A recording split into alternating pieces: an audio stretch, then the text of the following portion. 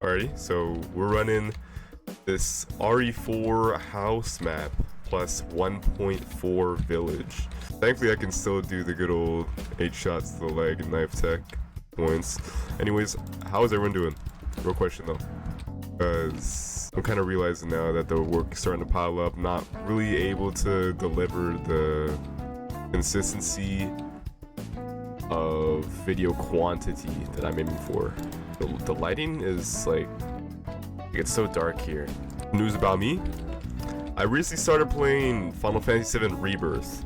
I started that last night. I hopped off of Fragpunk after like playing a few games. I definitely do want to implement some sort of attack shooter just because it's like there's elements of attack shooter that not every other game, you know, is able to put into action and practice, right? Which is where Fragpunk comes in. Because you know I love me some good old NetEase slop. A lot of people don't really mess around with NetEase just because they made Once Human, which is an amazing game by the way, very good. Yeah, then soon after they dropped Marvel Rivals, which I had no idea that they had taken part in developing. Big fan of NetEase games. If they keep making shit like that, bro, then I might be one of my new favorite game developers. There was some controversy about Once Human because there was like people suspecting it was some malware bait. Oh, you can jump through that. That's sick.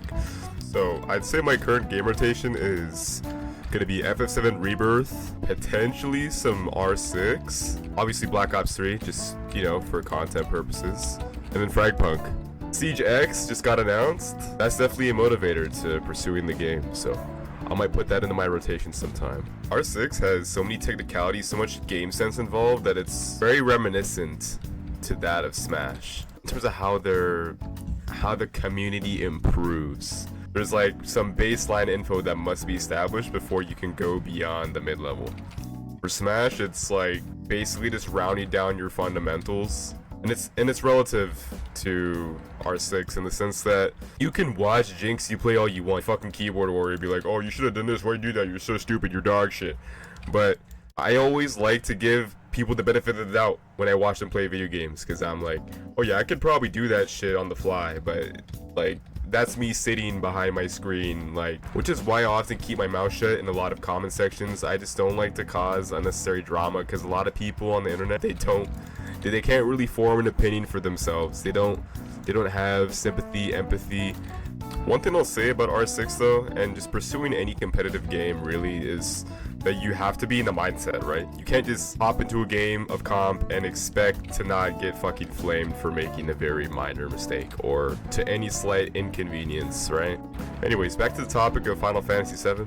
Words can't go into how much I love the Final Fantasy franchise. It has quite literally changed my life. I wear a ring on my right middle finger, the ring of Lucy from Final Fantasy 15. One of the coolest pieces of gear in any game. Graphics are amazing. Cinematics, beautiful.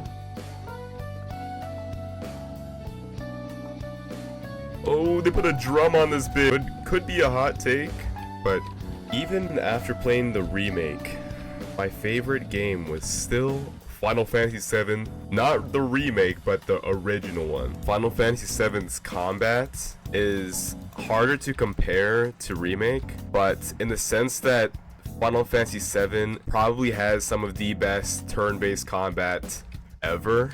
Mind you, I've competed in Pokemon. Like, I am a huge Pokemon fucking nerd. I know what a turn-based game is like, bro. And I've been camped by Hero on fucking Smash Ultimate, which is essentially the fucking equivalent of playing Dragon Quest.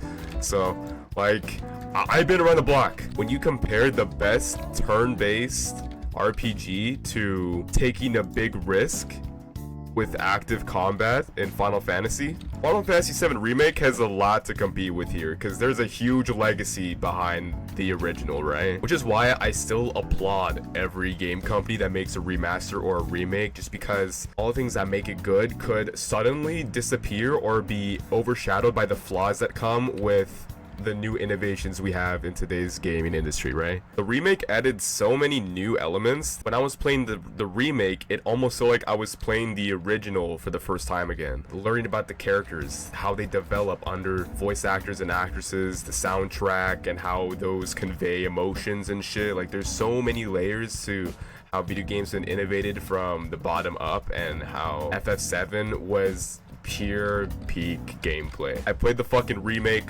3 times. I already got enough points to end the game, but I'm kind of having a good conversation with y'all, so I'm gonna reignite the bonfire. Final Fantasy VII being the only game that I cried to. A huge bar set so fucking high in the sky. Guess what happened after I beat the fucking remake? I sat at the menu screen listening to the soundtrack, and I started tearing up again, bro. Quite literally what I just explained. It was like I was playing the game again, 15 years old, in my brother's room, playing on his PC, watching all of the Mako from the planets, and Eris' prayer being fulfilled for the first time again. I still have all of Rebirth to play through.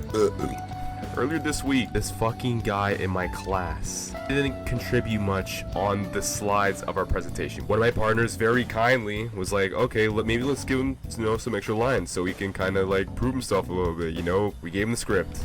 He looked at it and he was like, nah, I'm not fucking reading that. In my head, I'm like, is this motherfucker for real? So we were comparing an academic article to grunge music, trying to correlate them to some sort of meaning against conformity. So we chose Smells Like Teen Spirit because that's like inarguably the most iconic grunge song of all time. Like Nirvana themselves has changed grunge music, or just music in general, for all of time. I fucking went off on the presentation, by the way. I might put some slides up just to like show you guys what I was working with, and he willingly said, he just flat out told us, no, I'm not saying that line, because why? You had to say a fun fact. The Teen Spirit deodorant smells like Teen Spirit. Kurt Cobain was told he smells like women's deodorant. Didn't want to say it just because it had the word girlfriend in it. Can you fucking believe that? This is a grown-ass man at this point. I wouldn't consider myself a grown-ass man because like I'm only like 19. I just turned 19. But you know what I mean. Like that guy's old enough to make independent decisions. Are we dead ass? Like I usually tell myself, the world keeps spinning, man, and there's nothing you can do to stop it. Live on and look towards a brighter future. Deuces, motherfuckers.